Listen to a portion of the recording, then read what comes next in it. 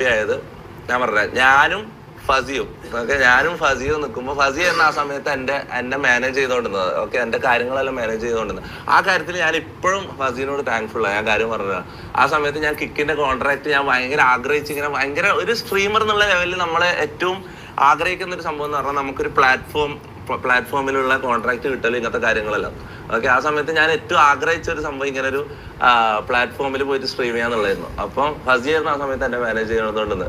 അങ്ങനെ ഓള് എങ്ങനെയല്ലോ ആരതൊക്കെയോ നമ്പർ ഒപ്പിച്ച് എവിടൊക്കെയോ മെയിൽ ചെയ്ത് ഈ രോഹൻ എന്ന് പറയുന്ന ഈ കിക്കിലെ ഏജന്റിനെ കോൺടാക്ട് ചെയ്ത് എനിക്ക് ഓള് കോൺട്രാക്ട് ആക്കി തന്നു. ഓക്കെ, അന്ന് ആ സമയത്ത് എനിക്ക് 1 മണിക്കൂർ സ്ട്രീം ചെയ്താൽ 21,000 രൂപ കിട്ടുന്ന ലെവലിലുള്ള ഒരു ദിവസം അത്രയും ഞാൻ 8 മണിക്കൂറോളം സ്ട്രീം ചെയ്തിരുന്ന ഒരു ദിവസം. അതായത് ഞാൻ പറഞ്ഞ 2, 4, 6, 8, 10 1.5 ലക്ഷം റുപ്യ ഒരു ദിവസം ഏൺ ചെയ്യുന്ന ലെവലിലുള്ള ഒരു കോൺട്രാക്ട് ഫസി എനിക്ക് ഒപ്പിച്ചു തന്നു അവരോട് സംസാരിച്ചിട്ട്.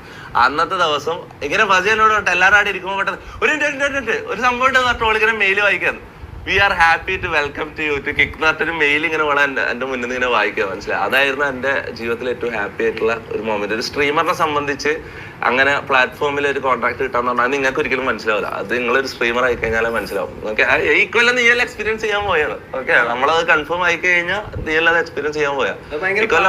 പിന്നെ കിക്കിൽ കോൺട്രാക്റ്റിലും ഭയങ്കര അടങ്ങാറ സംസാരിച്ചത് ഇതാക്കി സെറ്റാക്കി കോർപ്പറേറ്റ് കമ്പനി അല്ലടാ ആണോ. അപ്പൊ അതായിരുന്നു എൻ്റെ ഏറ്റവും ഹാപ്പി മൊമെന്റ്. നിങ്ങൾ പറ ലൈഫിൽ ഏറ്റവും ഹാപ്പി ആയിട്ടുള്ള ജാസിൻ എന്താ?